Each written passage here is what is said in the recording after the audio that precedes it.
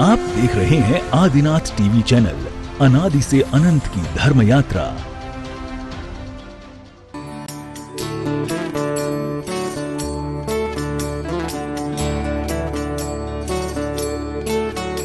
इस कार्यक्रम के पुण्यार्जक हैं श्री कंवरलाल जी महावीर प्रसाद जी, पाटनी, मदनगंज, किशनगढ़, राजस्थान। प्राप्त करेगा श्री प्रमोद कुमार जी, संजय कुमार जी, आप भी सौभाग्य प्राप्त करेंगे। श्री राकेश जी, आरसी जी, प्रियंका जी, आप भी सौभाग्य प्राप्त करेंगे। हिमांशु जी, आप भी सौभाग्य प्राप्त करेंगे। श्री मंजू जी, रमेश जी, रौनक जी, निवाई टोंक से जो हमारे बीच हैं, आप भी सौभाग्य प्राप्त करेंगे। सभी मैं आज के शांति धारा कर्ताओं से निवेदन करूंगा वह आचार्य भगवान के चित्र के समक्ष पधारें, दीप प्रज्वलन करें। चक्रवर्ती परिवार भी दीप प्रज्वलन में सहभागिता प्रदान करेगा। शेष लोग सभी नीचे पधारेंगे। आइए पाद प्रक्षालन और चित्र अनावरण में सहभागिता प्रदान करने के लिए हमारे शास्त्री जी से ही मैं निवेदन करूंगा, जो श्रवण संस्कृति संस्थान हितेंद्र जी शास्त्री, दोनों ही हमारे विद्वश्री पधारें और चित्रानावरण दीप प्रज्वलन में सहभागिता प्रदान करें। परम पूज्य गुरुदेव की मंगल देशना श्रवण करने का सौभाग्य हमें मिलने जा रहा है। परम पूज्य गुरुदेव की मंगल देशना, परम पूज्य गुरुदेव की कृपा इस नगर पर हमेशा से बरसती रही है और नित्य प्रति हमें उनके मंगल प्रवचनों को श्रवण करने का सौभाग्य प्राप्त हो रहा है। पूज्यवर के श्रीमुख से होने वाली जगत कल्याण की कामना के लिए, महाशांति धारा के लिए सभी लालायित रहते हैं और इस शांति धारा के चमत्कार हमने वर्षों से देखे हैं। हमने ऐसे रोगियों को देखा है जो असहाय हैं, असहज हैं, जिनके जीवन का संघर्ष चल रहा है और पूज्यवर के आते ही एक ऐसी ऊर्जा से भर जाते हैं, एक ऐसी एनर्जी उनमें आती है कि वह अपने जीवन को पुनः पटरी पर लौटा लाते हैं। निश्चित रूप से परम पूज्य गुरुदेव का आशीर्वाद और उन बीज महामंत्रों का ही चमत्कार है जो कि इस जीवन को, जाते हुए जीवन को वापस लौटते हुए हमने देखा है।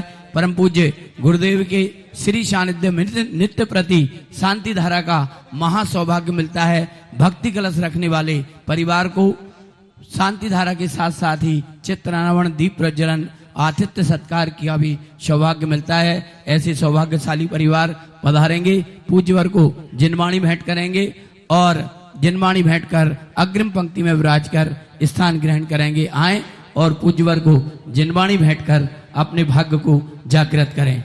जय श्री ओम नमः सिद्धेभ्यः, जय श्री ओम नमः सिद्धेभ्यः, जय श्री ओम नमः सिद्धेभ्यः। सर्वमंगल मांगल्यं सर्वकल्याणकारकं प्रधानं सर्वधर्माणां जैनं जयतु शासनं, जैनं जयतु शासनं। पंच परमेष्टि भगवान के आचार्य श्री गुरुवर कुंद महाराज की, आचार्य श्री गुरुवर विद्यासागर महाराज की जय।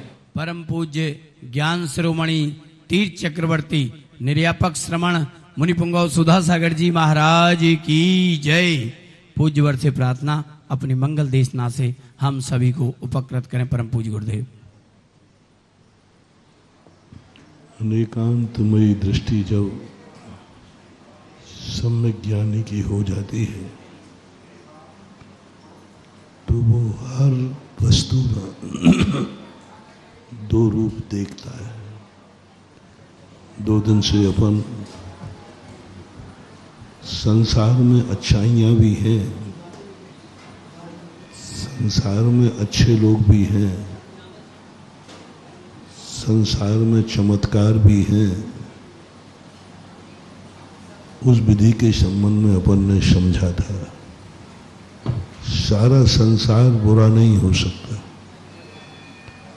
लेकिन कहीं ऐसा ना हो जाए कि हम 2 दिन के प्रवचनों के अनुसार अपनी जिंदगी जीकर निश्चिंत हो जाएं कि कोई तो हमारा है, कोई तो हमारे संबंध में अच्छा सोच रहा है, इसलिए हमें कोई डरने की बात नहीं है। नहीं, भयमुक्त होना अलग चीज है और सावधान रहना अलग चीज है। कोई व्यक्ति सावधान रह रहा है तो इसका अर्थ ये नहीं है कि वो भयभीत है। कोई व्यक्ति देख के चल रहा है तो ये मत समझना कि वो कांटों से डर रहा है। कोई व्यक्ति अपनी जिंदगी को बहुत संभल के चलाता है गाड़ी को, तो मैं समझना कि वो एक्सीडेंट से डरता है। ज्ञानी पुरुष कहता है जो काम सावधानी करने से गाड़ी सकुशल जा सकती है, तो फिर एक्सीडेंट के इंतजार क्यों किया जाए। लोग इसको दुरुपयोग करते हैं। वो समझते हैं कि हमने सावधानी बरत रहे हैं, इसका अर्थ है हम डर रहे हैं। हम देख के चल रहे हैं तो लोग समझते हैं ये कांटे से डर रहे हैं। व्यक्ति अच्छे कार्य करता है तो लगता है कि आपको डर लग रहा है। गुटखा नहीं खा रहा है तो लोग कहते हैं आप लगता है कैंसर से डर रहे हैं। शराब नहीं पीता है तो सोचते हैं कि नाली में पड़ने से डर रहे हो। गुस्सा नहीं कर रहा है तो लगता है कि आप झगड़े से डर रहे हैं, जेल से डर रहे हैं, इसलिए आपको गुस्सा नहीं आ रहा है। आप गलत कार्य इसलिए नहीं कर रहे हैं क्योंकि आपको दुर्गति से डर लग रहा है। ये जो परिभाषा है, ये जो सोच है, बहुत छोटे लोगों की सोच है।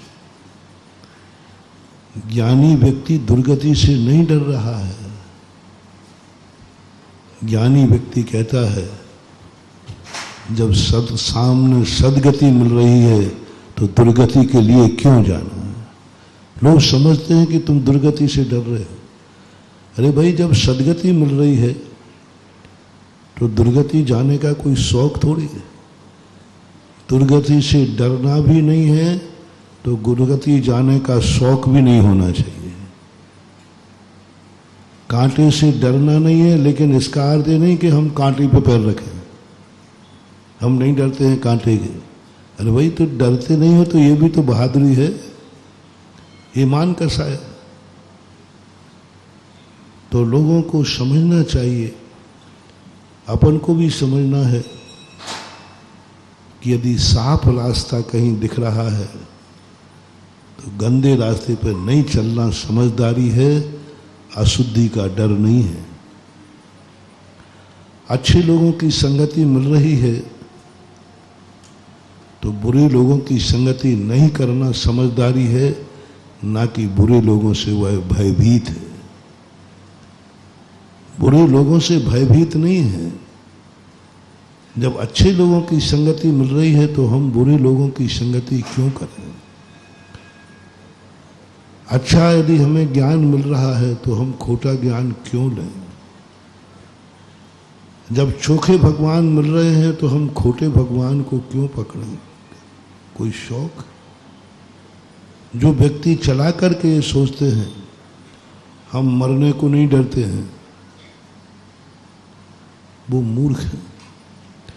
अरे, मरने को कोई नहीं डर रहा है, लेकिन जीने का समय मिल रहा है तो मरने की क्यों सोच रहे हो।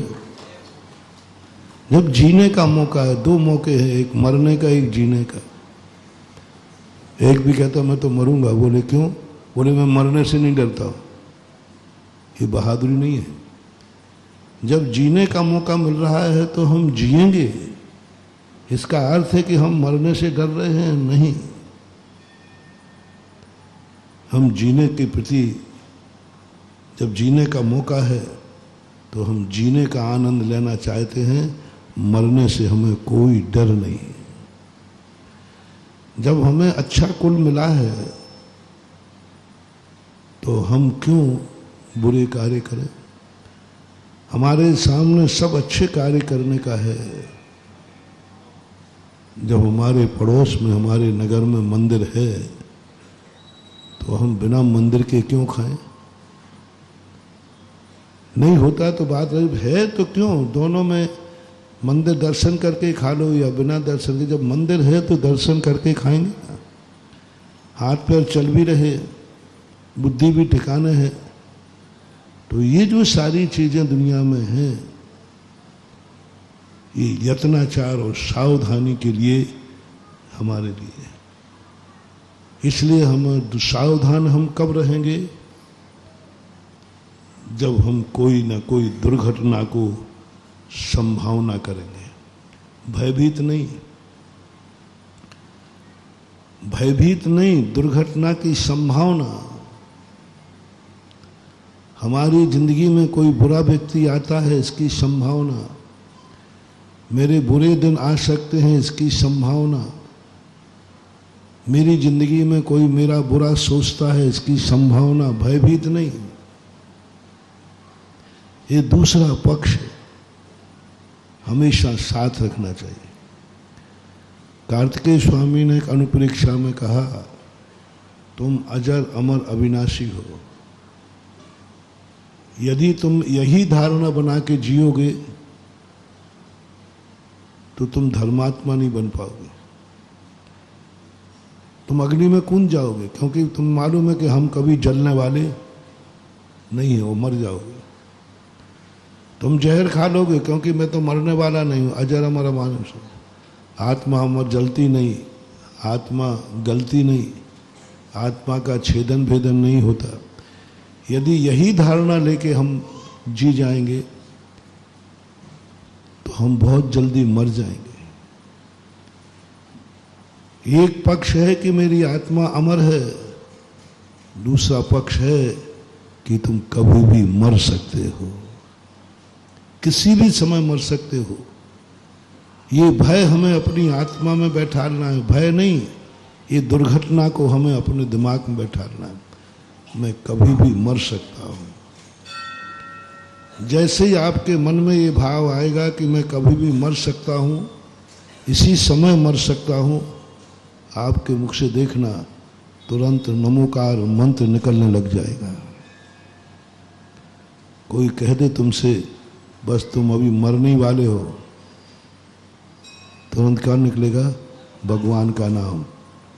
कितना भी बुरे भाव हो रहे हो सुधर जाएंगे।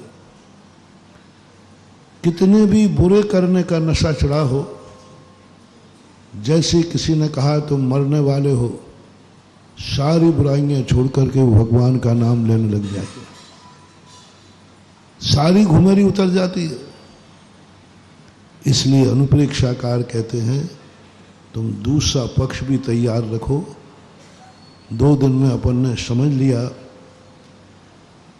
कि मेरी जिंदगी में, संसार में अच्छे दिन भी होते हैं, अच्छे दिन भी आते हैं,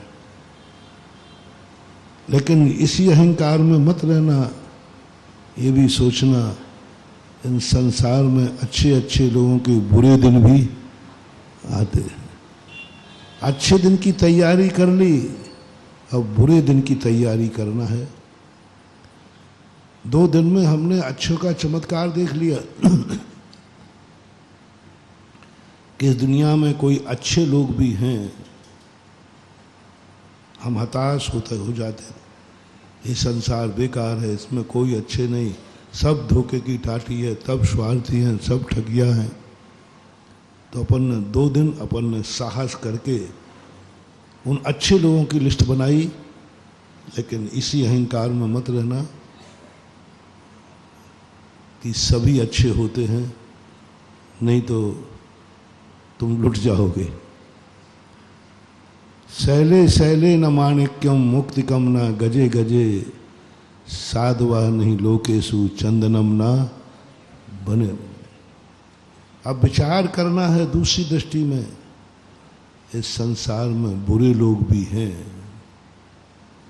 बुरे लोग भी।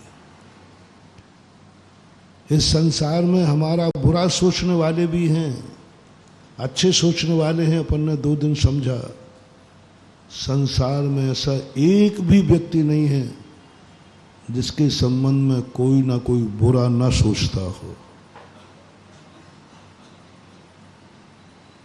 कल समझा था, संसार में ऐसा कोई व्यक्ति नहीं है जिसके संबंध में कोई अच्छा न सोचता हो। संसार में ऐसा कोई व्यक्ति नहीं है जिसके संबंध में कोई बुरा ना सोचता हो, कोई भी हो, भगवान भी क्यों ना हो। भगवानों के संबंध में भी बुरा सोचने वाले दुनिया में थे कि नहीं हैं? उनका भी बुरा सोचो। जिनका कोई बुरा कर नहीं सकता उनका भी लोग बुरा सोचते हैं। जो बुरे हैं नहीं और उनका कोई बुरा कर नहीं सकता उनके लिए भी लोग बुरा सोचते हैं। जिनको किसी की बद्दुआ लग नहीं सकती उनको भी लोग बद्दुआ देते हैं। जिनको कभी नजर लग नहीं सकती उनको भी नजर लगाने का प्रयास। जो कभी भी हमारी किसी भी बद्दुआ से प्रभावित नहीं होते, लेकिन लोग देने वाले उनको भी बद्दुआ देने से चूकते नहीं है। इस संसार का नियम है। सावधान, कितना भी बड़ा शत्रु क्यों ना हो, ये संसार काजल की कोठरी है। अपने 2 दिन के बाद हम नकारात्मक, क्योंकि मैंने पहले ही कहा था अनेकांत दृष्टि, अच्छाइयाँ देखोगे तो हम ठगे जाएंगे और बुराइयाँ देखोगे तो हम कहीं कुछ कर ही नहीं पाएंगे। इसलिए अब हम वो समझ रहे हैं ये संसार काजल की कोठरी है। कैसहु सयानो जाए पर लीक लागे पर लागे। कोई ना कोई तुम्हारा बुरा जरूर सोच रहा है, कोई भी, भगवान भी क्यों ना हो, साधु संत भी क्यों ना हो, आप कितने बड़े राजा क्यों ना हो, सावधान, आपका कोई बुरा सोच रहा है। आपकी क्या तैयारी है?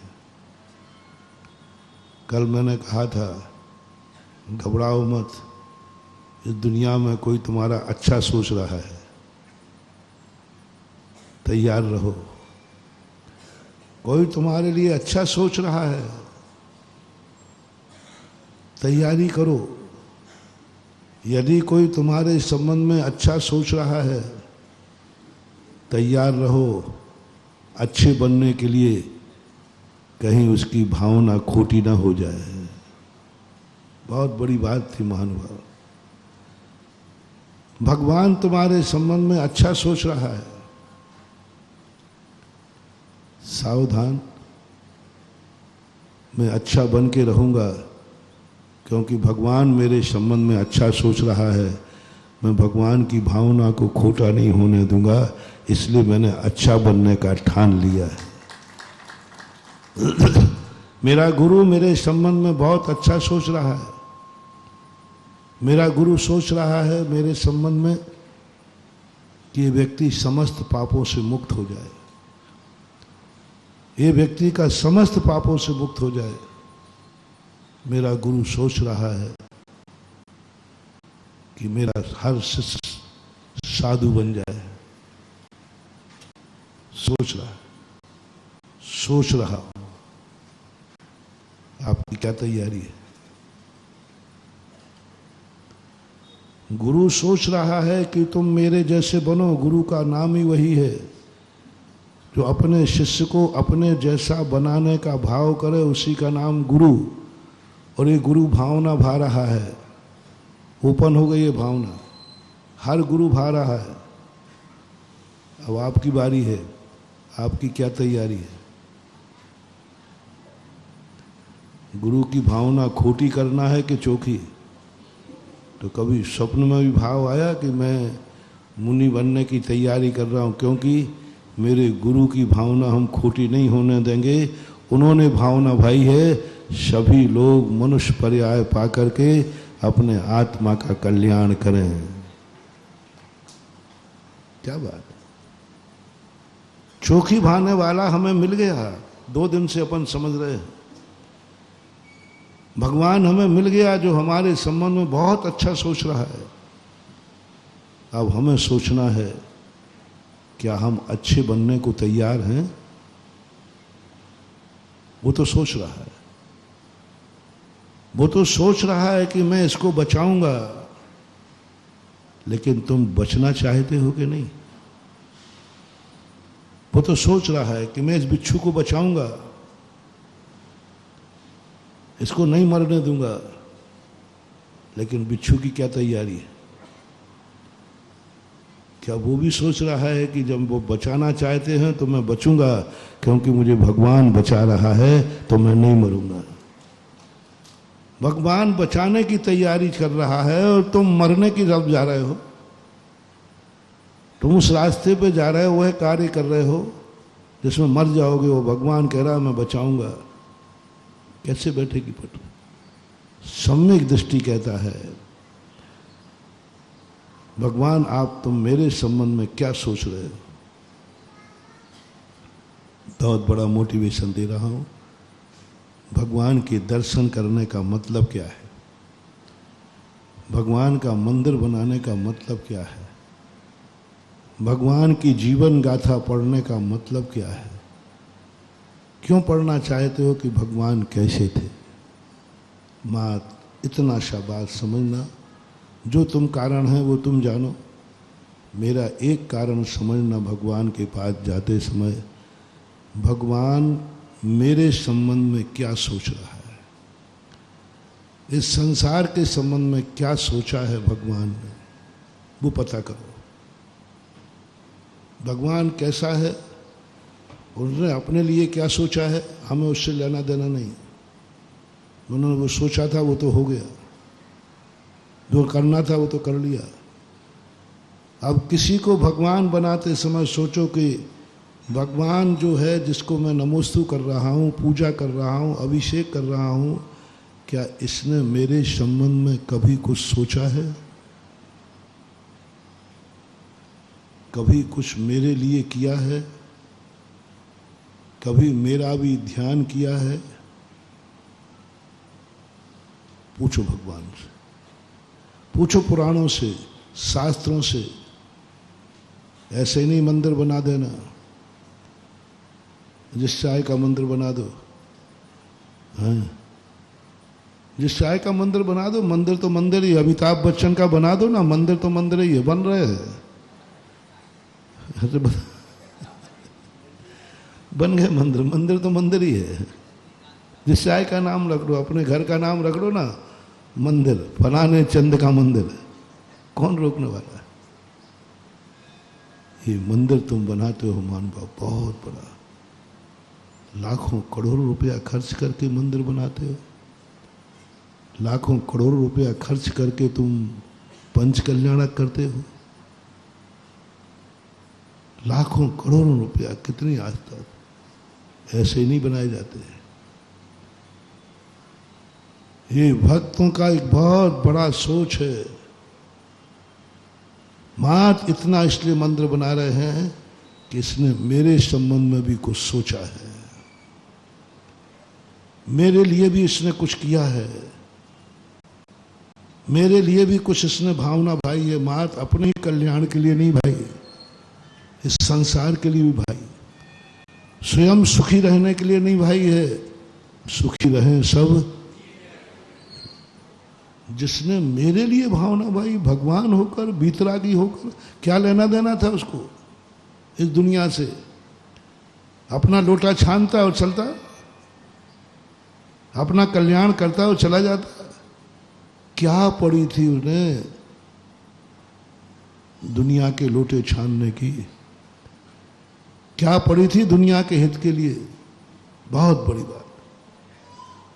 जो व्यक्ति मुझे दुनिया से कोई लेना देना नहीं, मैं तो अपना लोटा छानूंगा, अपना कल्याण करूंगा, मैं सुखी होना चाहता हूं।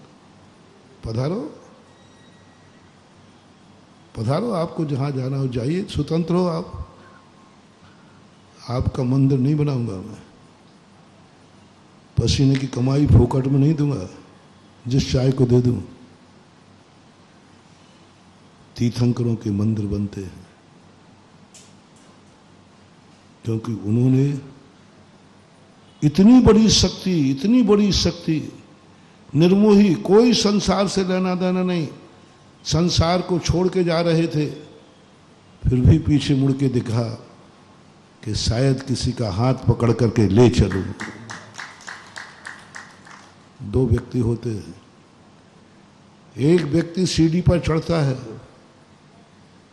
चढ़ता जाता है, एक व्यक्ति वह है सीढ़ी पर चढ़ने के बाद पीछे मुड़ के देखता है कहीं मेरे चढ़ने से सीढ़ी टूट तो नहीं गई, क्योंकि पीछे भी कोई आ सकता है। मेरे करने से कोई सीढ़ी टूट तो नहीं गई, क्योंकि पीछे भी कोई आ रहा है।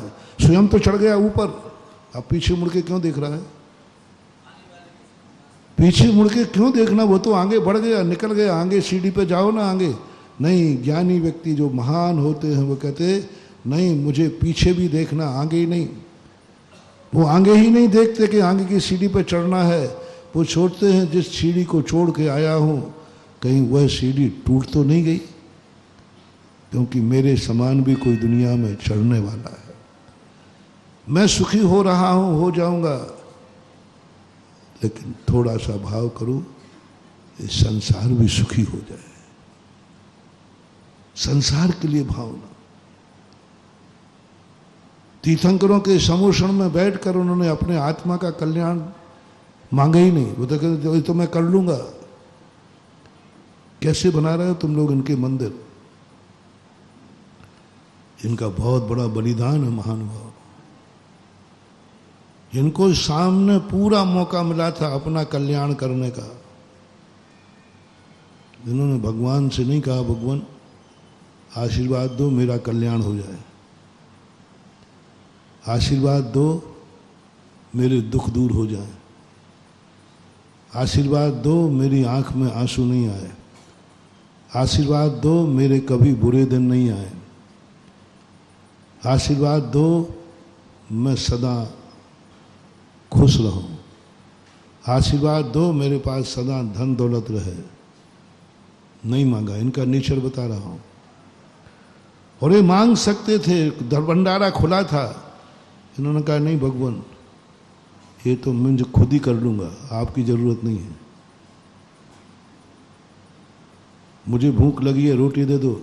बोले भगवान नहीं, मैं खुद कमा लूंगा।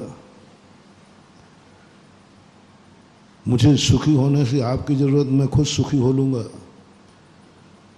बुरे दिन, आपके हमारे बुरे दिन मिट जाएं ऐसा नहीं कि मैं खुद मिटा लूंगा। आप मेरे आंसू पहुंचना नहीं, मैं खुद पहुंच लूंगा, मेरे पास रूमाल है। आपसे नहीं पूछवाना भगवान, मैं खुद पहुंच लूंगा। सब चीजें जब अपनी बारी आई तो इन्होंने भगवान से स्पष्ट कह दिया मुझे तो आपकी कोई जरूरत नहीं है, कोई जरूरत नहीं है, मैं अपने आप में सक्षम हूं। कई लोग कहते हैं कि देख भाई मैं तुम्हारी सहायता कर दूं। बोले नहीं, यदि आप अच्छे से चल रहे हो और कोई तुम्हारा हाथ पकड़े तो तुम क्या कहोगे? अरे नहीं भाई, मैं तो अपने आप चल रहा हूं, अपने आप चल रहा हूं, मेरा हाथ पकड़ने की जरूरत नहीं, मुझे हेल्प की जरूरत नहीं है। ऐसे ही इन आत्माओं ने भगवान से कहा भगवान मुझे आपके हेल्प की जरूरत नहीं है, मैं खुद समर्थ हूं, मैं खुद समर्थ हूं अपनी जिंदगी चलाने को।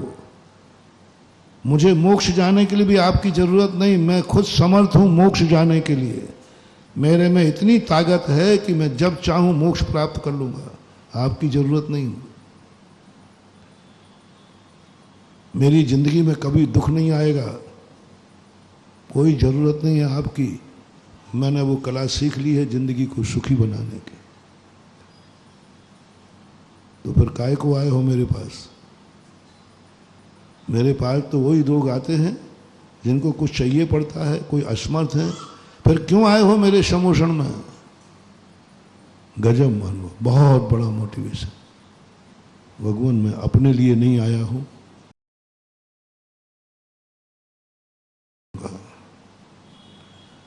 और आप कर भी मत देना, नहीं तो मैं आपसे नाराज हो जाऊंगा। मेरे कार्य में स्वयं करूंगा, कोई दया करके तुम कर मत देना, नहीं तो मैं नाराज हो जाऊंगा। मैंने एक बार बहुत पहले थुवन जी में एक कविता लिखी थी,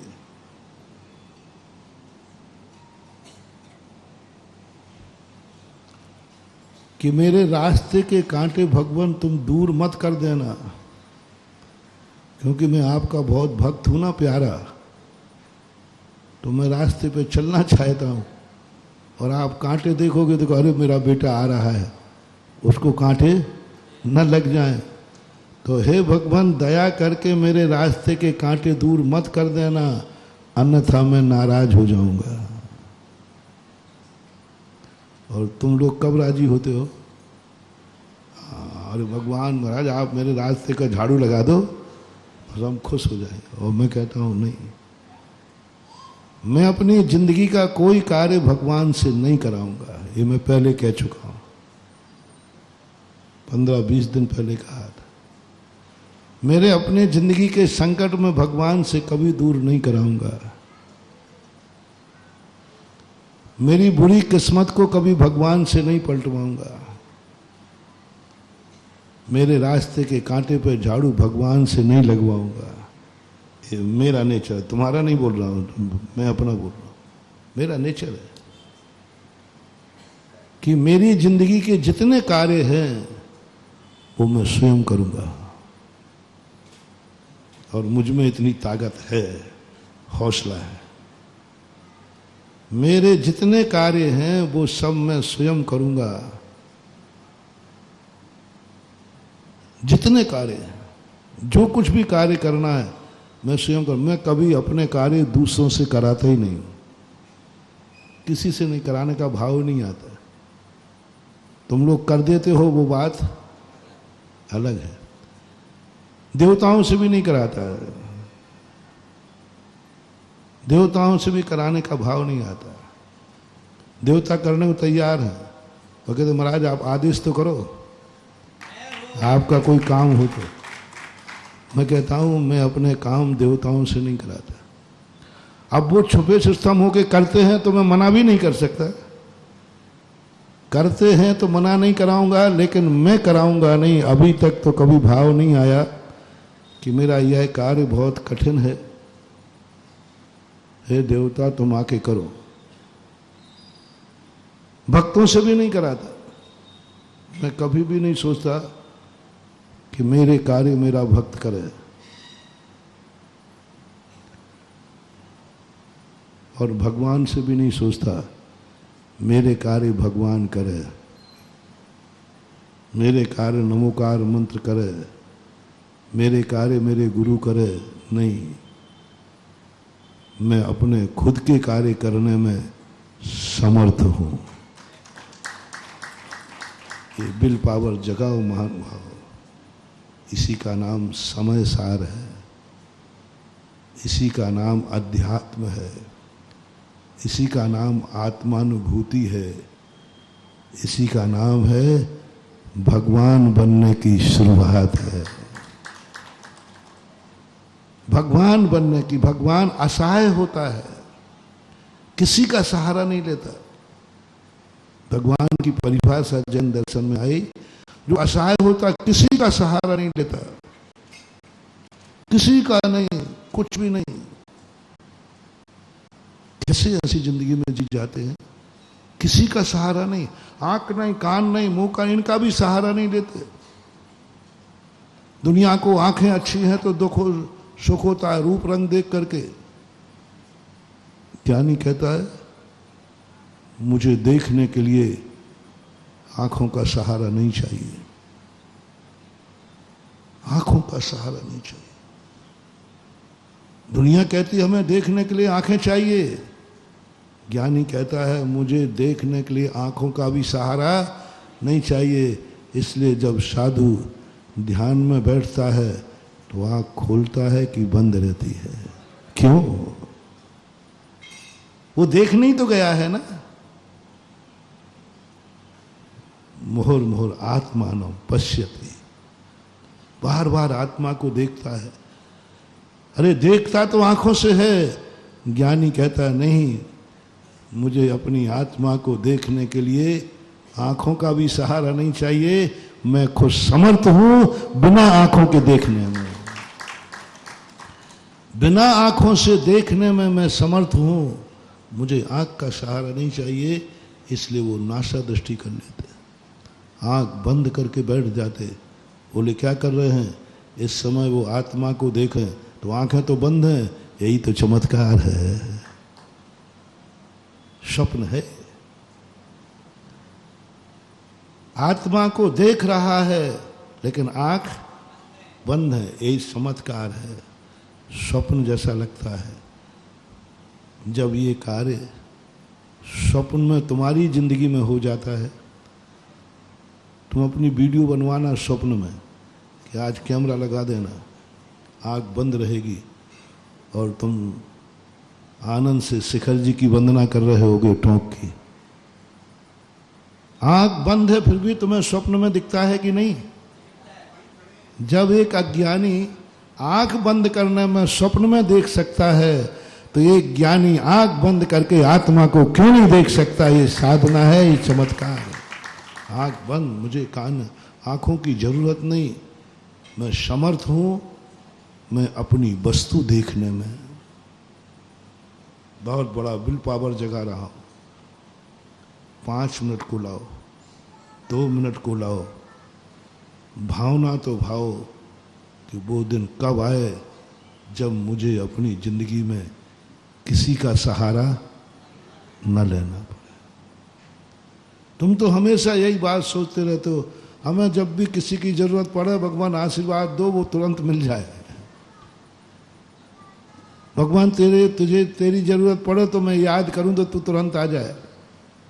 नहीं, पहली भावना सम्यक दृष्टि की, आत्मानुभव की, मुमुक्षु की, समय सार पढ़ने की, सम्यक दर्शन की, जैन दर्शन की पहली साधना है।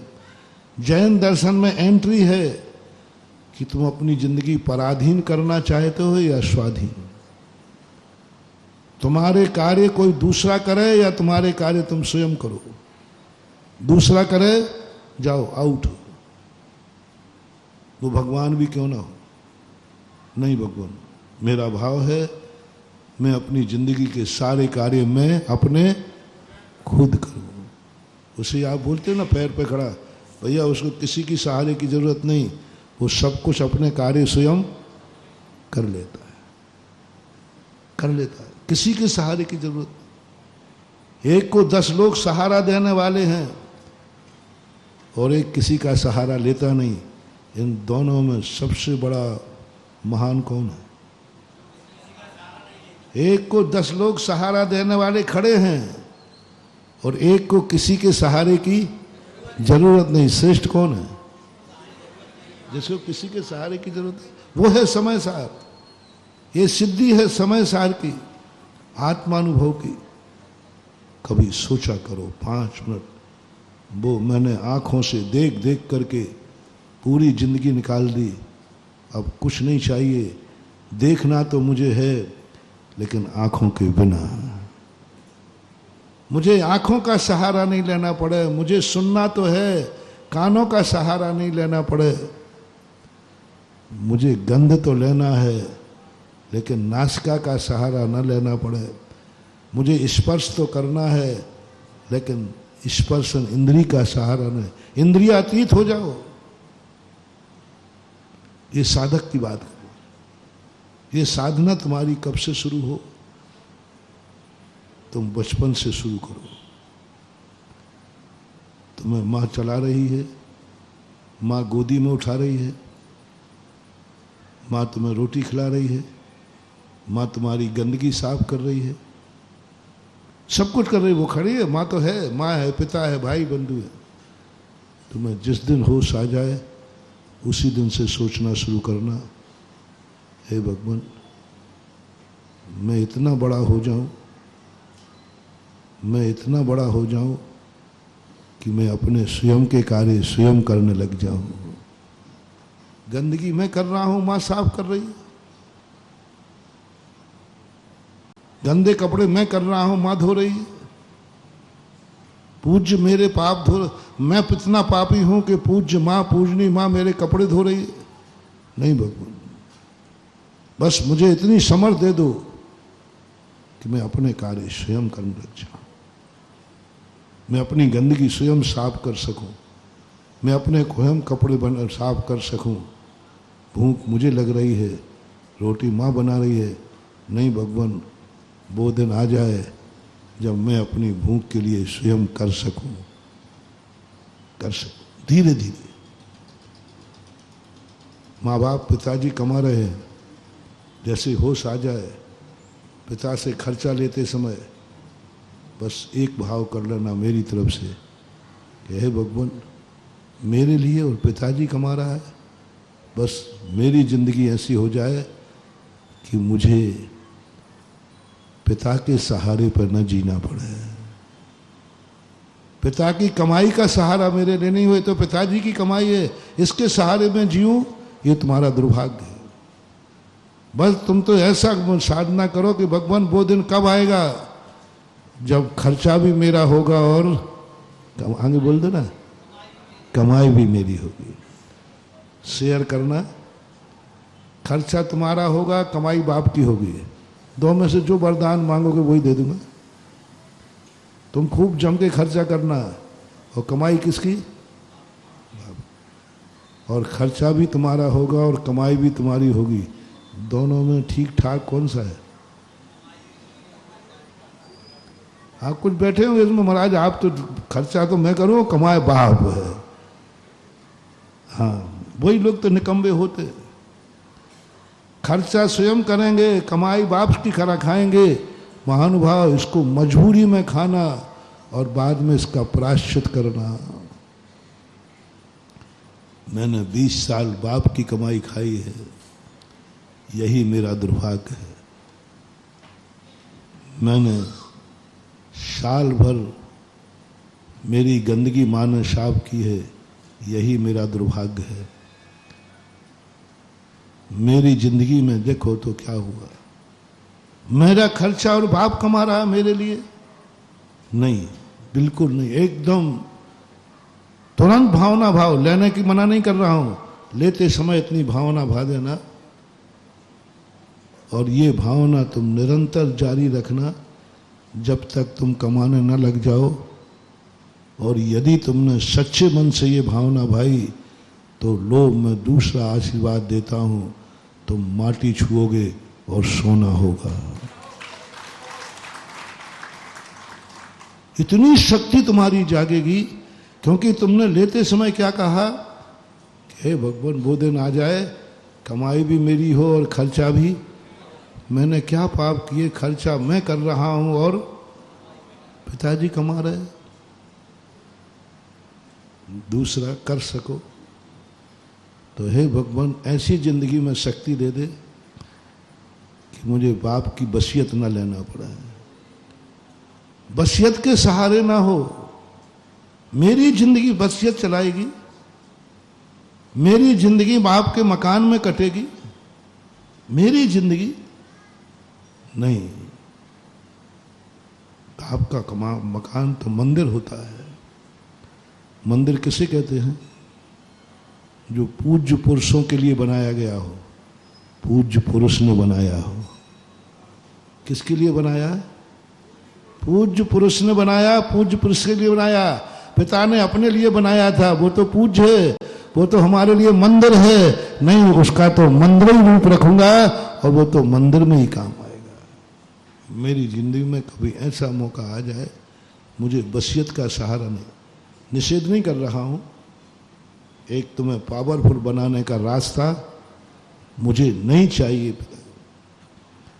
मेरी जिंदगी में इतना पुण्य आ जाए कि मुझे पिता की वसीयत न लेना पड़े। दूसरे के तो सर्वथा ही त्याग है। पराई वस्तु पर अपनी नियत नहीं खराब करना, ये तो नैतिकता है। इसे हम कहते हैं हम चोरी नहीं करेंगे। आज मैं वहां तुम्हें ले जा रहा हूं, जैसे तुमने दूसरे की संपत्ति को त्याग दिया, मैं इसकी संपत्ति चोरी नहीं करूंगा, दूसरे की कमाई से मैं खर्चा नहीं चलाऊंगा। ऐसे ही बाप की कमाई को मांग लेना। भगवान मुझे एक ही आशीर्वाद चाहिए मेरी जिंदगी में, बस मैं बाप की कमाई से खर्चा न चलाऊं। बाप की कमाई मेरे खर्च में नहीं आए। वो तो बाप अपनी कमाई, मैंने कहा भी था सही आशीर्वाद तुम्हारे तो अपने पापा से कह देना, पापा एक उपकार कर दो मेरे ऊपर, एक उपकार कर दो। आज मुझे खुशी है कि जब मेरा जन्म हुआ था आपके सहारे चलता था, आपकी गोदी में चलता था, मम्मी पापा हमें रोटी खिलाते थे। आज मैं अपने पैरों से चल रहा हूं। बोलो खुशी की बात है कि दुख की? आज मैं अपने पैरों से चल रहा हूं। पापा कल तो मुझे उंगली पकड़ के चलाते थे, आज देखो मैं बड़ा हो गया, अपने पैरों से चल रहा हूं। आज मैं अपने हाथ से नहा रहा हूं, कल मां नहाती थी। आज मैं अपनी गंदगी स्वयं साफ कर रहा हूं, कल मां करती थी। देखो मैं बड़ा हो गया। बस एक वरदान मांगना है कि जैसे आपके पैरों से चलता था, मैं अपने पैरों से चल रहा हूं। बस अभी तक आपके खर्चे पर चलता था, अब मैं अपने खर्चे पर चलना चाहता हूं। पैरों पे चलने का तो सबको गरूर है कि मैं अपने पैरों से चलने लगा हूं।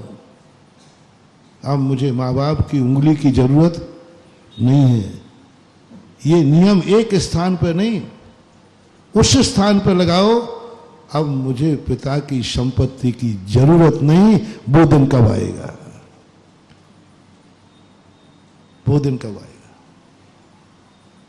मुझे पिता की उंगली पकड़ने की जरूरत नहीं। अब मैं अपने पैरों पर चढ़ने लगा हूं। ये खुशी की बात है कि दुख की बात है? बस अब एक और बात तुम संकल्प कर लो राजा बेटा, ये भाव नहीं निभा देता। ये तो भावना खूब बातें हो, मेरे पैरों में ताकत आ जाए कि मैं खुद अपने पैरों से चलने लग जाऊं। एक और कर लो रे बालक। ये तो शरीर के पैर थे, ये तो असमर्थ थे, इसलिए पापा ने उंगली पकड़ के चलाया। अब तुम बड़े हो गए हो, बस दिन रात एक ही भावना भाव, मुझे अपने पिता की वसीयत के सहारे न रहना पड़े। मुझे अच्छा वसीयत नहीं चाहिए, इतना मेरे में संबल आ जाए कि मैं खुद इतना कमा लूं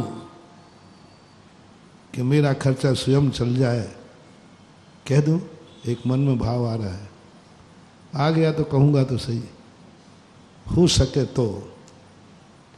अभी तो हमने यही कहा है कि मेरी जिंदगी में इतना कमा दूं कि मेरे खर्च मेरे हो सके तो इतना और कर लेना। हे भगवान, मैं अपने जिंदगी के खर्चे में स्वयं उठा सकूं और तुम और अच्छे हो भगवान, और देना चाहते हो तो इतना और आशीर्वाद दे दो। मैं मम्मी पापा का भी खर्चा मैं उठाऊं, कमाऊं मैं और खर्च वो करे। उन बेटों के नाम बताओ जिन्होंने बाप की कमाई कभी खर्च नहीं की हो।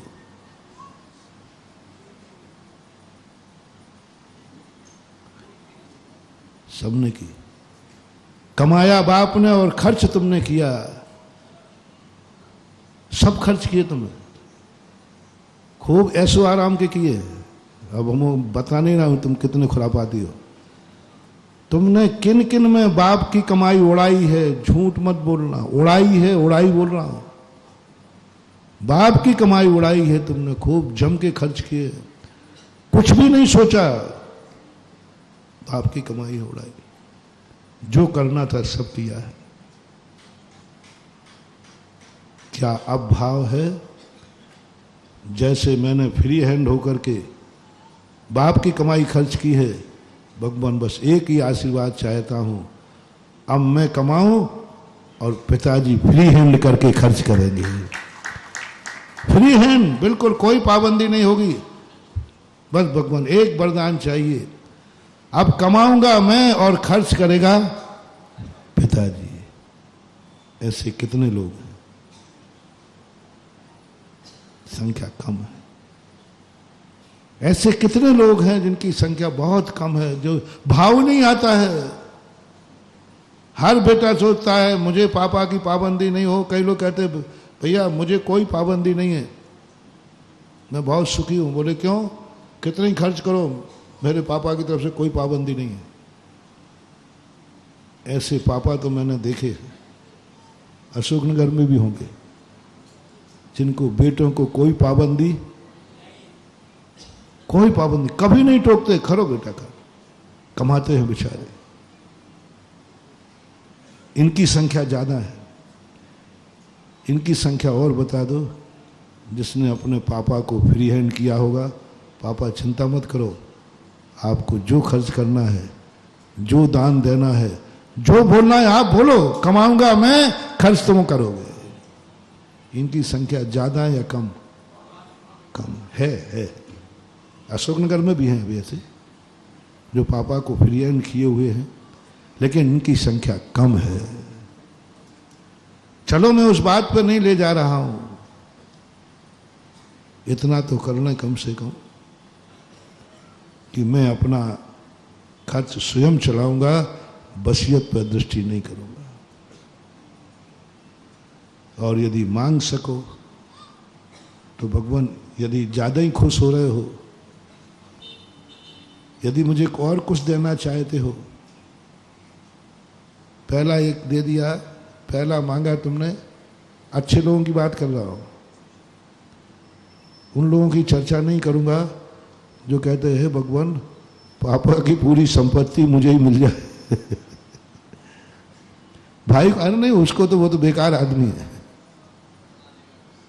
नहीं, अच्छे लोगों की बात कर रहा हूं, जिनके मन में आज ये भाव आ गया कि महाराज मेरा भाव है कि मैं जिंदगी में अपने खर्चे स्वयं की कमाई से करूं, पापा की वसीयत नहीं। ये वरदान लेने तुम मंदिर आ सकते हो क्या? मैं तुम्हें एक दिन भगवान बना दूंगा, मैं तुम्हें ऐसी शक्ति दिला दूंगा कि तुम्हें संसार में किसी की जरूरत नहीं पड़ेगी। शुरुआत कर रहा हूं। क्या तुम ये आशीर्वाद लेने को तैयार हो? क्या श्रीफल लेके आ सकते हो? क्या गुरु से कह सकते हो महाराज आशीर्वाद दो, मेरी जिंदगी में मुझे पिता की वसीयत की जरूरत नहीं रहे, उसके सहारे मैं ना जीऊं, वो वसीयत के लिए मेरे खर्च में, पिता की वसीयत मेरे द्वारा खर्च ना होवे, पिता की वसीयत मेरे काम ना आवे। रिपीट करो, पिता की वसीयत मेरे काम ना आवे। इसके लिए एक दिन कौन शांति धारा कराएगा? शांति धारा कराना है, मैं कराऊंगा। और ऐसे व्यक्ति की शांति धारा महानुभाव मैं अपने आप को भाग्यशाली मान के कराऊंगा, जो इसलिए आया कि मेरी जिंदगी में कभी माँ बाप की वसीयत का मेरे काम नहीं आवे। मेरे पिताजी की कर वसीयत, पिताजी पूज्य थे तो उनकी कमाई भी पूज्य है। ये सारी वसीयत पूज्य कार्यों में लगे, दर्शनोदय तीर्थ क्षेत्र में लगे। तुम्हारी कमाई नहीं की बेटा, ध्यान रखना। तो तुम आंखें दिखा रहे हो, तुम्हारी कमाई को नहीं बोला मैंने, तुम तो जो कहा तुम्हारी जानो। हमने तो किसकी कमाई कहा है बेटा? बाप की कमाई पर इतना भाव कर लो। बाप की कमाई पर, चाहे वो मकान हो, चाहे पैसा हो, चाहे सोना चांदी हो, बस एक ही बात करो, यदि मैंने पापा को पूज्य माना है, मम्मी पापा मेरे पूजनीय हैं, मैंने उनके पैर छुए हैं, उन्होंने मुझे आशीर्वाद दिया है और मेरे आदरणीय हैं, तो तो हे भगवान, बस एक ही कार्य चाहता हूँ, उनकी वसीयत मेरे काम नहीं आए, उनकी सारी वसीयत धर्म के काम आए, परमार्थ के काम आए, परोपकार के काम आए। क्योंकि शताम परोपकाराय शताम विभूति। मेरे माता पिता बहुत सज्जन हैं, मेरे माता पिता बहुत धर्मात्मा हैं, मेरे माता पिता पर मुझे गर्व है, आदर्श है। परोपकार आए शताम विभूति, और सज्जन पुरखों की विभूति धर्म और परोपकार के लिए होती है। ये भावना का एक दिन शांति धारा कराना, पूरी करने के लिए एक दिन भगवान के सामने प्रार्थना करना है। हो सके तो मेरे से भी कर लेना। महाराज आपसे तो नहीं करूंगा, क्योंकि आपसे कही तो वो सही सही हो जाएगी, सही में हमें वो तो पक्का है। भगवान को तो धोखा दे दोगे बेटा, गुरु को धोखा नहीं दे पाओगे। क्योंकि जैसे ही तुमने कहा और उसने माइक से दान की घोषणा कराई, भगवान तो बेचारा चुप बैठ जाता है। गुरु के सामने तो फिर भूल गया तो रजिस्ट्री हो गई। करो हिम्मत कि भगवान दो मुझे आशीर्वाद, मेरी जिंदगी मैं खुद चलाऊंगा और मेरी बाप की वसीयत जो है धर्म कार्य में आएगी। सोचो कभी ऐसा हो तो क्या हो। कितने बाप हैं अशोकनगर में? अच्छा बोलो, प्राय सभी बापों के बाद कुछ ना कुछ वसीयत होती है कि नहीं? कुछ ना कुछ तो होती है। हमें बेटों की वसीयत नहीं चाहिए। तुम्हारी तो बिल्कुल चाहिए ही नहीं, तुम तो बहुत खर्चीले आदमी हो, 9 खाएं 13 की भूख। तो तुम तो जितना कमाओ तुम खाओ उड़ाओ, जो करना हो तुम करो। बस सारे अशोकनगर के बच्चे सब मेरे भक्त हैं, समर्पित हैं। सारे अशोकनगर के बच्चों से मेरा कहना है, तुम्हारी कमाई बिल्कुल फ्री कर रहा हूं, बिल्कुल वायदा करता हूं, 1 रुपया। फिर महाराज जी बाद में तो नहीं कहो, नहीं नहीं नहीं नहीं नहीं नहीं, छी महाराज। फिर हमारी कमाई में से भी आप मांगोगे इतना % दे दो, चलो प्रॉमिस नहीं कहूंगा। तू अपनी खुद की कमाई में से 1 रुपया दान मत करना, 1 रुपया दान मत करना, प्रॉमिस। बस पिता की सारी कमाई को, सारी वसीयत को दान करने की घोषणा कर दे बस। बोलो, यदि ये फार्मूला अशोकनगर में लागू हो गया तो थूबंजी क्षेत्र पत्थर का बनाऊं कि सोने का? तुम्हारी कमाई नहीं बेटा, ध्यान रखना, अकेले बाप की कमाई। एक दिन तो हमने हिसाब लगाया था, महाराज बाप की कमाई तो बहुत हो जाएगी, थूबंजी संभाल ही नहीं पाएगा, बाप की तो बहुत कमाई हो जाएगी। तो मैंने फिर दूसरी कमाई कौन है? अरे महाराज ससुराल की कमाई मिल जाए। किसी ने कहा था, जो जिस व्यक्ति को ससुराल से जो मिला है, चलो तुम्हारी कमाई तुम्हारे, तुम्हारे बाप की कमाई तुम्हारी, ससुराल से जिसको जो मिला है वो ही, आज नहीं कल के लिए, कल का समझ लें। हिसाब पूछ करके तुम बताओगे तो नहीं तो तुम्हारे ससुराल से पूछूंगा क्या क्या दिया था। जो तुम्हें ससुराल से मिला हो, मैं अंगूठी के, हमारा जी देखो अंगूठी मत रुआ, वो तो मेरी क्या बोलते हैं, चलो अंगूठी छोड़ता हूं, मंगलसूत्र छोड़ता हूं। जो ससुराल से तुम्हें मिला है वो सीधा दर्शनोदय तीर्थ क्षेत्र को चढ़ा दो। बोलो इतने में ही कितना आ जाएगा? ससुराल का माल पूछ रहा हूं अभी, तो उस पर भी तुम्हारी नीयत खराब, उसको भी पछा गए, उस पर भी नीयत खराब, उस पर भी जिंदगी भर पत्नी को टोकते हो, तेरे बाप ने कौन सी जन्नत दे दी? अरे मूर्ख, यही है तुम्हारे भिखारी होने का लक्षण। हम क्या कह रहे हैं? तुम्हारा गुरु क्या कह रहा है? बेटा ससुराल की कमाई पे अपनी जिंदगी नहीं देना, मिलेगी ससुराल की कमाई, देगा वो, देना चाहिए। बाप है वो बेटी का, वो खाली हाथ बेटी की विदा नहीं करेगा, वो तो देगा, लेकिन तुम्हें लेना भी है। मेरे भक्तों से कह रहा हूं, तुम्हारी बिटिया दी है, वो खाली हाथ विदा नहीं करेगा, वो तो देगा, और तुम्हें लेना भी पड़ेगा। लेकिन लेने के बाद ससुराल की कमाई का, ससुराल के धन का उपभोग नहीं करना। सीधा लेना, घर में प्रवेश करने के पहले ही हिसाब बना करके दर्शनोदय तीर्थ थुवन जी को दे देना। आगम प्रमाण कैसे होते हैं सिद्धियां इनकी? जहां चाहो वहां धन मिलता है, जहां चाहो वहां उनके पवारा बनते हैं। जहां जा रहा है, जंगल में जा रहा है तो धन बरस रहा है, जहां जाओ वहीं मंगल ही मंगल है। बरांग चरित्र, एक बरांग नाम का बालक हुआ,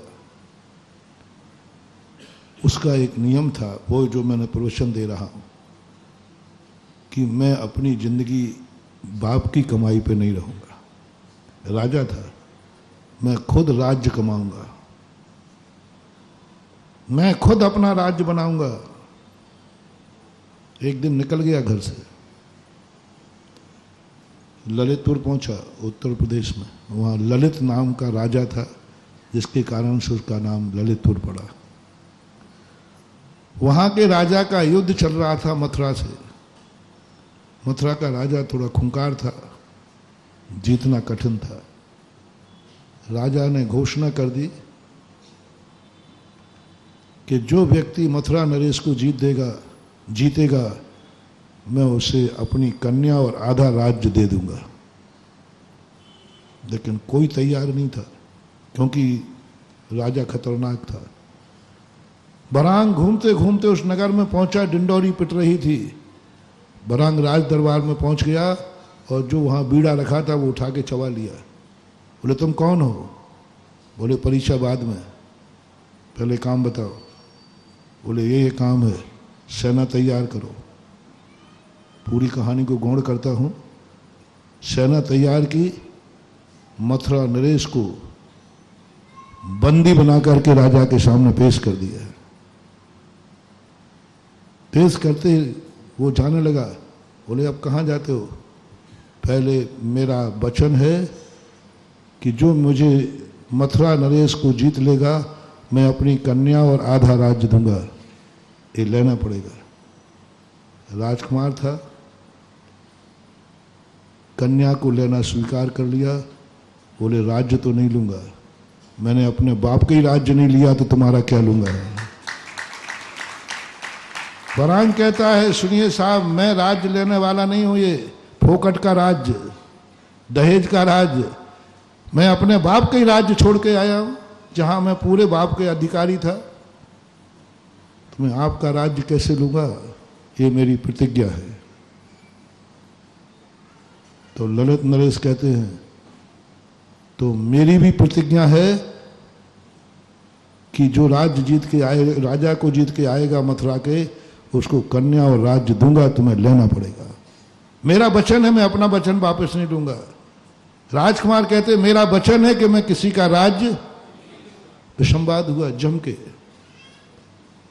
अंत में मीटिंग बैठी, पंच बैठे। तो कुंवर साहब छोटे माने जाते और ससुर साहब, तो सबने सोचा कि नहीं, ये राजा हैं, इनके ससुर भी हुए, इनका वचन झूठा नहीं होना चाहिए। फैसला में आया बरांग को अपने ससुर और देश के राजा के वचन की मर्यादा रखते हुए अपना वचन छोड़ना पड़ेगा।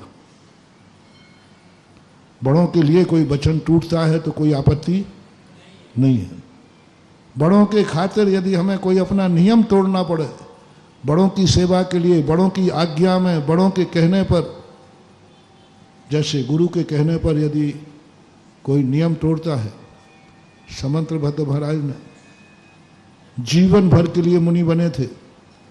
जब तक मेरे घट में प्राण है मैं मुनि पद पे, लेकिन गुरु ने आदेश दिया मुनि पद छोड़ दो। नियम था जीवन भर का, मर जाते, लेकिन गुरु के आदेश पर मुनि पद छोड़ दिया। यदि महापुरुषों का, गुरुजनों का कोई भी आदेश होता है तो नियम तोड़ देना उतना पाप नहीं है जितना पुण्य गुरु की आज्ञा मानना है। गुरु ने कहा मुनि पद छोड़ दो, बोलो कितनी बड़ी बात है। अब यहां पर गुरु की आज्ञा ठुकरा दें या मुनि पद ठुकरा दें?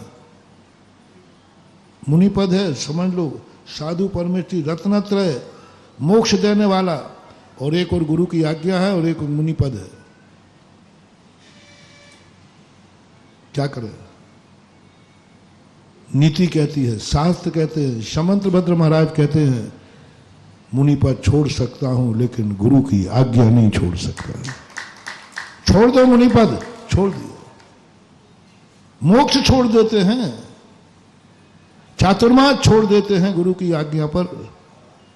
विष्णु कुमार मुनिराज नियम तोड़ दिया। ध्यान में बैठे थे विष्णु कुमार महाराज कि मैं 4 महीने ध्यान से उठूंगा नहीं, लेकिन जैसे गुरु का आदेश आया, चातुर्मास छोड़ करके 20 चतुर्मास में 700 मुनियों की रक्षा करने चल पड़े।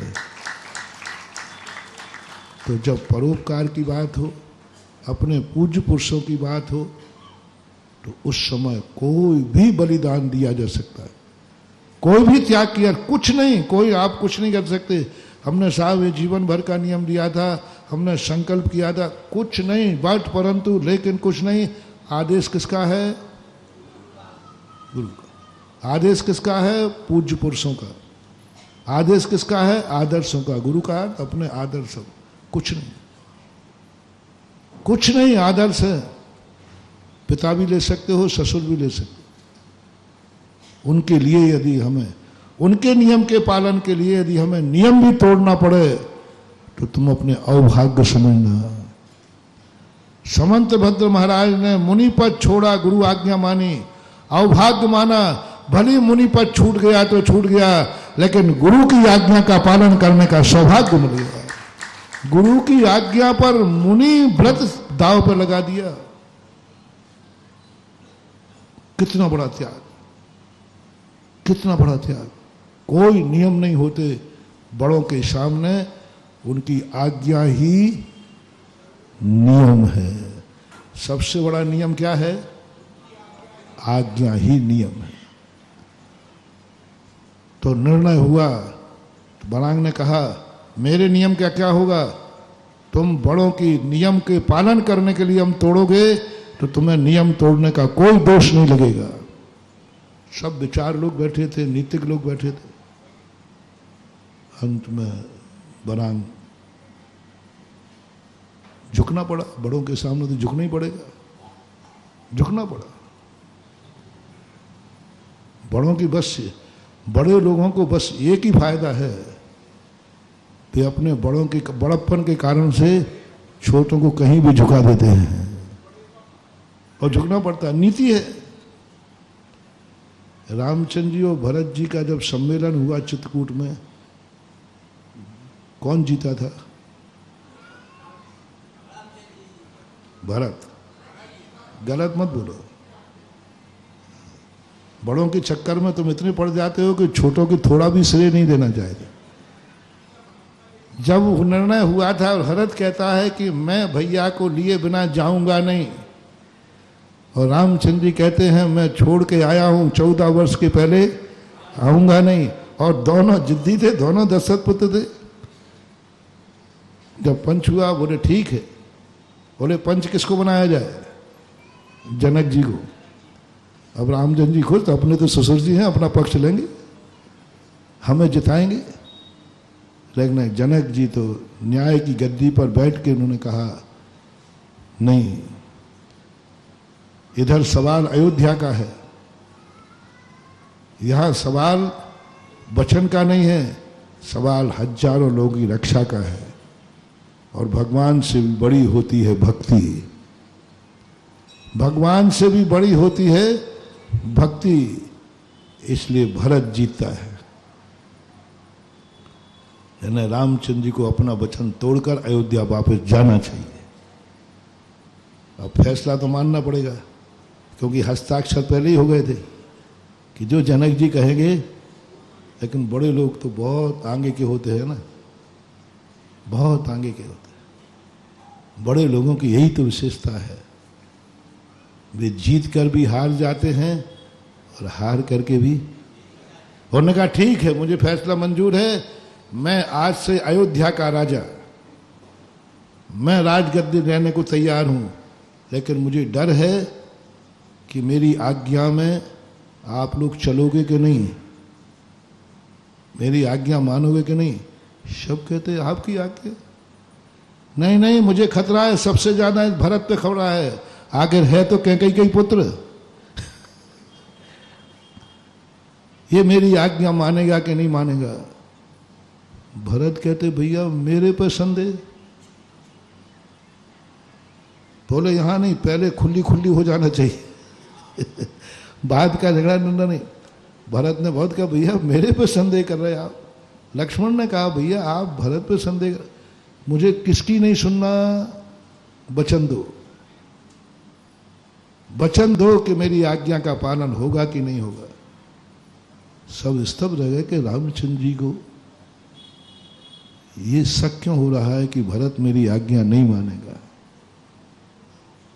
भरत ने कहा लाओ क्या लेना है, तो बताते जल लेकर करते हैं ऐसे, ऐसा कुछ होता है, जल है, पुष्प हैं, मैं जल की साक्षी पूर्वक कह रहा हूं, मेरे भैया राजा राम जो भी आज्ञा देंगे हम प्राण पर्यंत मानेंगे। 3 बार बोल दो भैया, 3 बार बोल दिए, बैठ जा बैठ जा बैठ जा। अब रामचंद्र जी क्या कहते हैं, अयोध्या नरेश राजा राम भरत को आदेश देता है कि मैं 14 वर्ष वनवास में रहूंगा और वो राज्य का संचालन करेगा, टेक टू ऑर्डर।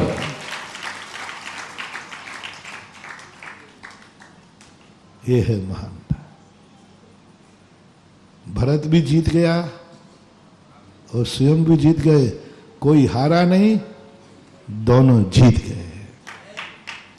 बरांग भी एक तद्भव मोक्षगामी जीव था, बहुत पुराना पुराण है महान बरांग चरित पढ़ना, बहुत बड़ी, वो भी बहुत आगे का था।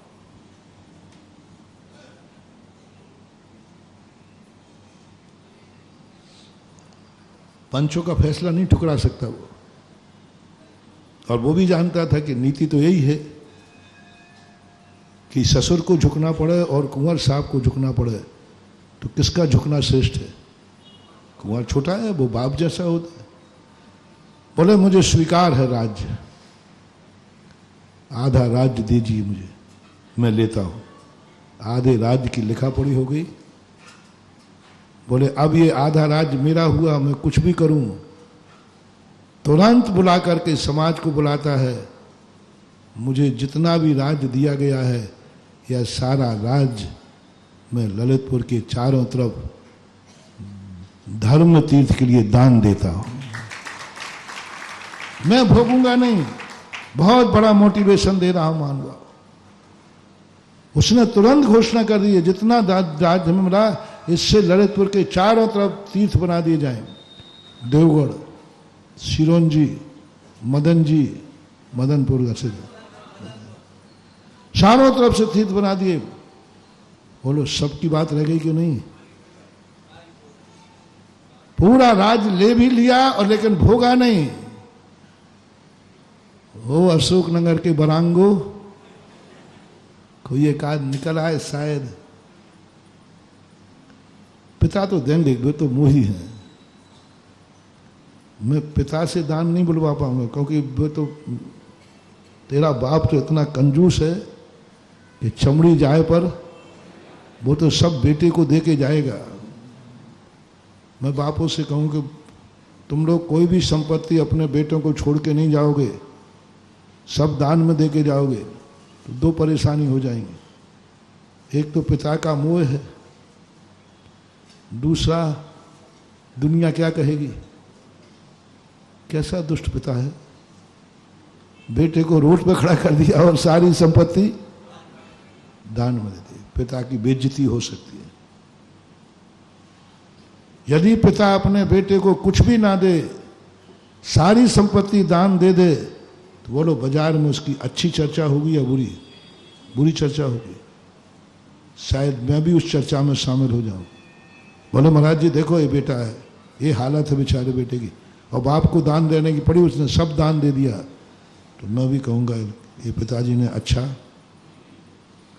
नहीं किया। कुछ तो नीति भी कहती है, पिता बेटे बेटियों को जन्म देने के बाद सारी संपत्ति दान में नहीं दे सकते। जब तक बेटे का जन्म नहीं हुआ तब तक दे सकते हैं। बेटे के जन्म होने के बाद सारी संपत्ति दान में नहीं दे सकते, ये नीति है। देते हैं तो वो अनैतिक है, गलत है। नीति न्याय कहती है नहीं, गलत कर रहे आप, हम कोई पाप नहीं कर रहा, दान में दे रहे, नहीं दे सकते। आपके बेटा है, उसका भाग देना ही पड़ेगा। तो इसलिए मैं तुम्हारे पापाओं को संकट में नहीं डाल रहा हूं। पापा दान में देगा, पहली बात तो वो देगा नहीं, क्योंकि पक्का कंजूस है। दूसरा, उसे बेटे से मोह है कि महाराज ऐसे थोड़ी दे दूंगा, कुछ तो बेटों को। तीसरा, उसकी बदनामी से डर है, नैतिकता है, क्योंकि वो जानता है कि मैं पिता हूं, मुझे अपना अंश उसे देना ही, नहीं तो बदनामी होगी। इसलिए मैंने आज कोई पिताओं को लाइन हाजिर नहीं किया। सब पिता फ्री हैं, थोड़ी वसीयत दो तुम अपने बेटों को। आज मैंने बेटों को रिमांडर पे लिया है। बेटा, पिता सारी संपत्ति दान दे दे, बेटों को ना दे तो बदनामी है। और बेटे को सारी संपत्ति मिले और बेटा फिर दान कर दे, तो इसमें भी बदनामी है क्या? बोलो। अरे इसमें तो जय जयकार है रे।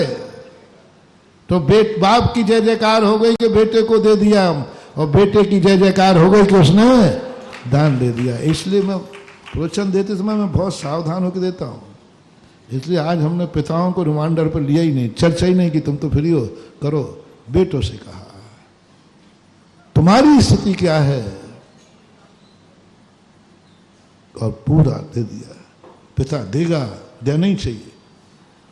ससुर देगा, देना ही चाहिए। ससुर देगा, खाली हाथ बेटी की विदा करता है, अनैतिकता है। उसको अपने शक्ति प्रमाण बेटी के साथ देना ही पड़ेगा, देना ही चाहिए। इसलिए मैं ससुर साहब को कुछ भी नहीं कह रहा हूं, वो तो सब ले लें, मैं तो कुंवर साहब को रिमांडर पे ले रहा हूं। सुन रहे हो रे कुंवरो, कुमारो नहीं कि तुम एक शुरुआत करो। मेरे महाराज ने प्रवचन दिया है, मैं असहाय बनना चाहता हूं, समर्थ बनना चाहता हूं। मैं अपने ससुराल से जो कुछ भी मिला है उसका उपभोग नहीं करूंगा, पूरा का पूरा दान दे दूंगा। अशोकनगर में कितने कुंवर हैं?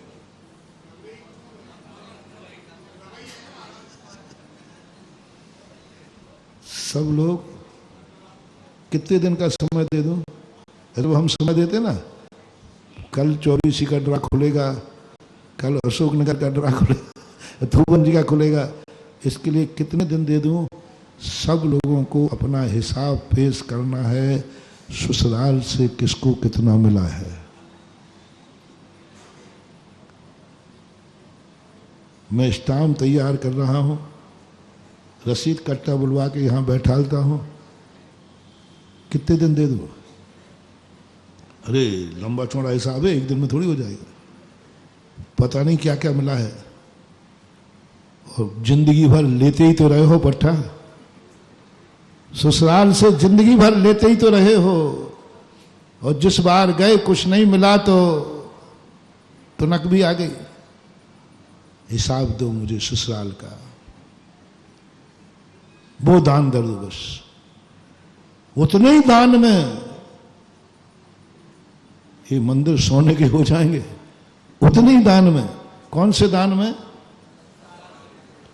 ऐसा किसी ने कहा था, यदि भारत के लोगों ने, जो बड़े लोगों ने स्विट्जरलैंड बैंक के खातों में पैसा जमा कर रखा है, यदि वो ही पूरा काला धन वापस आ जाए तो भारत देश आज अमीर की कोटि में आ जाएगा।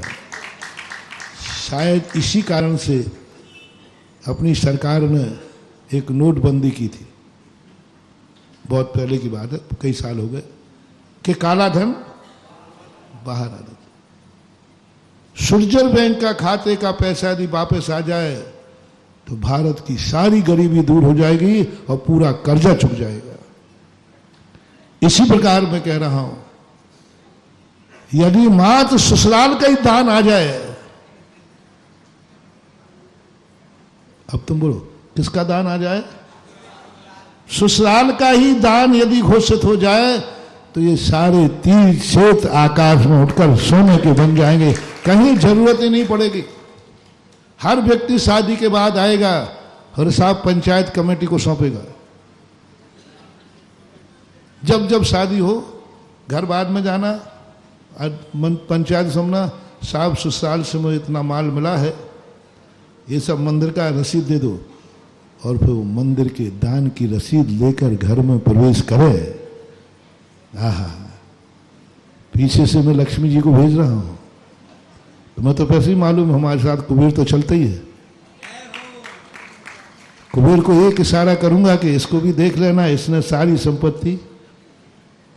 क्या बात, जब बाप की संपत्ति के लिए मैं मना कर रहा हूं तो ये तो ससुर की संपत्ति। भद्रोदय चरित समुद्र चरित आचार्य ज्ञान सागर महाराज ने एक लिखा, उसमें ये कहानी आई। और बरांग चरित का जो मैंने हिसाब तुम बताया, पिता की संपत्ति भी नहीं, वो पूज्य है। दान देने का भाव करो और पिताजी से कह दो, पिताजी आप दे दो तो अभाग्य हैं। पिताजी कहते मैं इतना निर्मोही नहीं हूं बेटा, तो लो मैं प्रतिज्ञा करता हूं, आप जैसे ही मरोगे आरती बाद में उठेगी, बाद में तुम्हारी सारी संपत्ति दान में दूंगा। पहले घर में जो बड़े लोग मरते थे ना, तो पंच लोग आते थे, आरती बाद में उठती थी, पहले दान की घोषणा होती थी। इतने हजार शिखर जी को, इतने गिरनार जी को, इतने इसके लिए अर्थी रखिए सामने, वहां दान की घोषणाएं होती थी। कितनी अच्छी योजनाएं थी, कितनी बड़ी बात थी। ऐसा यदि बेटा हो जाए, असहाय असहाय, दान के पैसे कमाई के लिए असहाय, देखो फिर आपकी सिद्धियां क्या होती हैं, देखो आपकी सिद्धियां क्या फलती हैं।